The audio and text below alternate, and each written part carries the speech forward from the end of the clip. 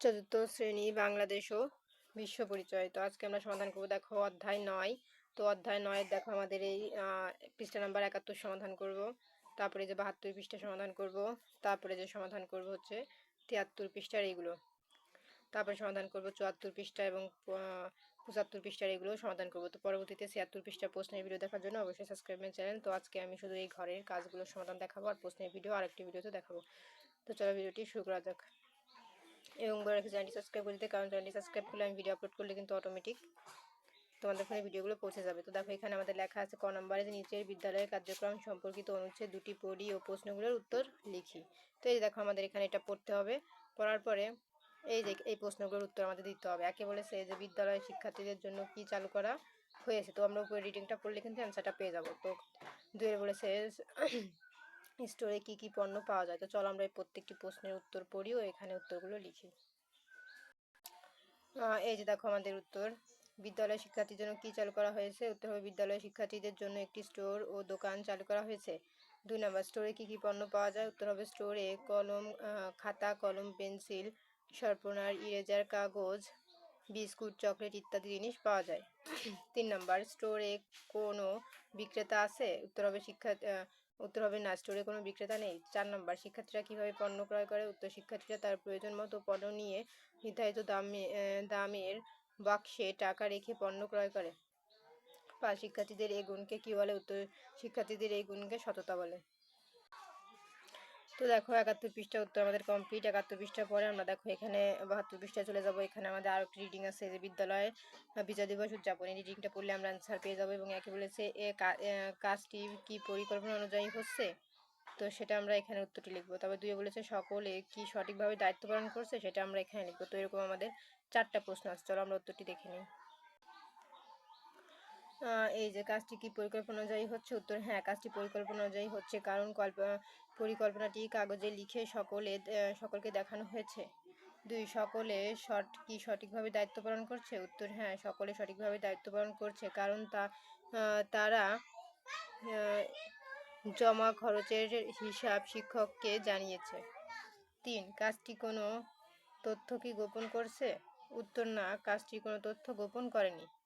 4 এ কাজের কোন গুণের প্রকাশ পেয়েছে। উত্তর এ কাজে স্বচ্ছতা গুণের প্রকাশ পেয়েছে। তো দেখো আমাদের এটার উত্তর কিন্তু কমপ্লিট। এখন চলে যাবো আমরা খ নাম্বারে। দেখো খ নাম্বারে আমাদের লেখা আছে বিবৃতিগুলো পড়ি এবং কোনগুলো সততাকে প্রকাশ করে ও কোনগুলো স্বচ্ছতাকে প্রকাশ করে তা খালি ঘরে লিখি। যেমন এখানে বলেছে আমি না বলে অন্যের জিনিস নেই না। তো এটা কি সততা। সততা হলে আমরা এখানে লিখবো, ঠিক আছে। তারপরে আমি আমার ভুল অকপটে স্বীকার করি। তো এটা কি ভালো নাকি খারাপ, সেটা আমরা এর মধ্যে লিখবো। চলো আমরা এরকম প্রত্যেকটির উত্তর এর মধ্যে লিখে দিই, ঠিক আছে। চলো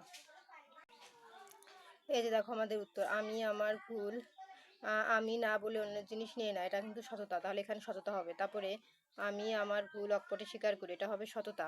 তারপরে আমি অন্যদের সাথে প্রতারণা করি না, তো এটা হবে সততা। তারপরে কাজের ক্ষেত্রে আমরা কোনো তথ্য গোপন করি না, এটা হবে স্বচ্ছতা। তারপরে নিজ দায়িত্ব সঠিকভাবে পালন করি, এটা হবে কি সততা। সকলে আমাকে বিশ্বাস করে, এটা হবে সততা। আলোচনা করেই আমরা সিদ্ধান্ত গ্রহণ করি, এটা হবে কি স্বচ্ছতা। তারপরে সর্বদা সত্য কথা বলি, এটা হবে সততা, ঠিক আছে। তো দেখো আমাদের কিন্তু খ নাম্বারের উত্তর কমপ্লিট। তারপর চলে যাব গ নাম্বারে। দেখো গ নাম্বারও আমাদের সেম। এখানে কিছু লেখা আছে। এই যে এখানে বলেছে পূর্বের পৃষ্ঠার বিবৃতিগুলো আবার পড়ি এবং সততা ও সততার বৈশিষ্ট্য মাইন্ড ম্যাপে লিখি। এটা বিশ্বাসী হওয়া। তো এটার মাইন্ড ম্যাপ কি হবে, সততায়। মানে আমাদের এই জিনিসগুলো আবার করতে হবে, তারপরে এটা পূরণ করতে হবে, ঠিক আছে। তো চলো আমরা উত্তরটা দেখে নিই। এই যে দেখো সততা হবে কি বিশ্বাসী হওয়া, সত্য কথা বলা, ভুল স্বীকার করা, না জানিয়ে অন্যের জিনিস না নেওয়া। আর স্বচ্ছতা কাকে বলে, এই যে তথ্য গোপন না করা, আলোচনা করে সিদ্ধান্ত গ্রহণ করা, তারপরে কাজের ক্ষেত্রে দায়িত্বশীল হওয়া এবং নিজ দায়িত্ব পালন করা। তাহলে আমরা সততা কি এবং স্বচ্ছতা কি সেগুলো আমরা দেখলাম। তো দেখো আমাদের এটা কিন্তু কমপ্লিট। এখন আমরা চলে যাব ঘ নাম্বারে। এখন ঘ নাম্বারে আমাদের এখানে লেখা আছে বাড়িতে ও বিদ্যালয়ে কি কি কাজের মাধ্যমে নিজের সততা ও স্বচ্ছতা প্রকাশ করি তা নিচের ছকে লিখি। এই যে দেখো, এখানে সততা সম্পর্কিত কাজ আমাদের লিখতে হবে এবং এখানে স্বচ্ছতা সম্পর্কিত কাজ লিখতে হবে। ঠিক আছে, উপরেরটার মতোই। ঠিক আছে, চলো আমরা দেখে নিই।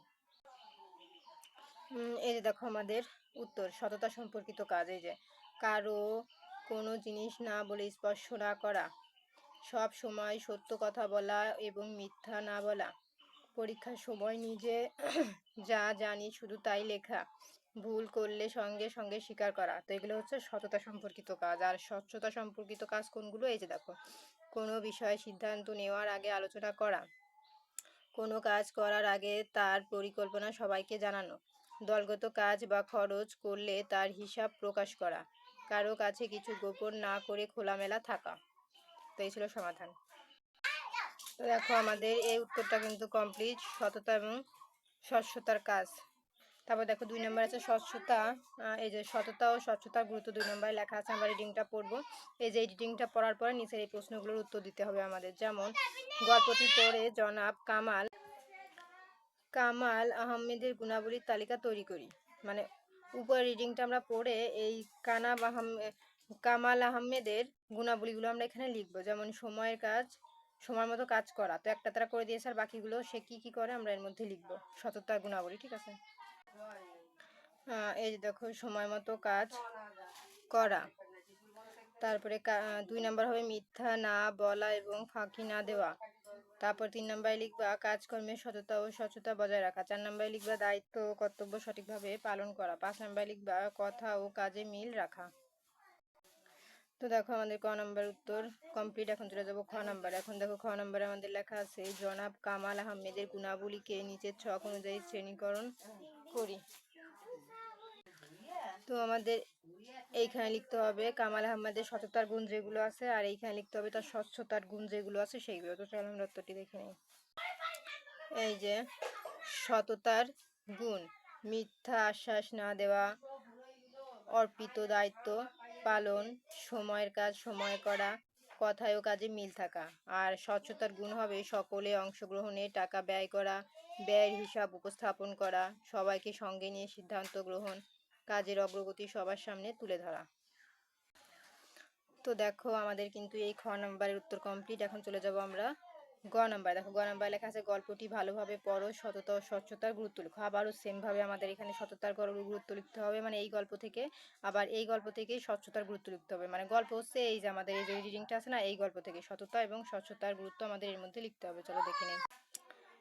এই যে দেখো আমাদের উত্তর, সততার গুরুত্ব। এই যে সততা থাকলে মানুষ বিশ্বাসযোগ্য হয়, এটি একটি বিশেষ গুণ যা সম্মান এনে দেয়। সততা আমাদের নৈতিক আচরণ উদ্ধৃত করে, সৎ মানুষ সমাজের জন্য কল্যাণকর। আর স্বচ্ছতার গুরুত্ব হবে স্বচ্ছতা থাকলে কাজের ক্ষেত্রে ভুল কম হয়, স্বচ্ছতা থাকলে সবাই সমানভাবে অংশগ্রহণের সুযোগ পায়, স্বচ্ছতা মিথ্যা সন্দেহ ও অবিশ্বাস দূর করে, স্বচ্ছতার মাধ্যমে সঠিক সিদ্ধান্ত নেওয়া যায়।